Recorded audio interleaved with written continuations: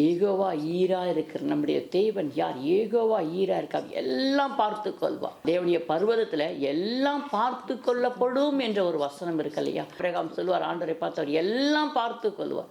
ஆம் பிரியமான தேவஜன், நம்ம வாழ்க்கையில இன்னைக்கு இந்த நேரத்துல நமக்கு என்ன தேவையா இருக்குதோ நீங்க சொல்லுங்க. என் தேவன் ஏகோவா ஈரா இருக்கிறார், அவர் எல்லாம் பார்த்து கொள்வார், அவர் எல்லாமே பார்த்து கொள்வார்.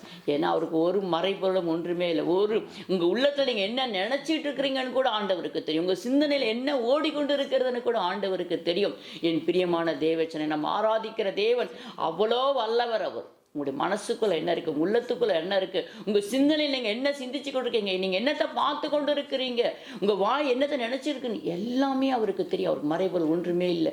கஷ்டம், கண்ணீர், வேதனைன்னு சொல்லி அழுது கொண்டிருக்கிற ஜனங்களை நீங்க சொல்லுங்க, என் தேவன் யெகோவா ஈரா இருக்கிறார்.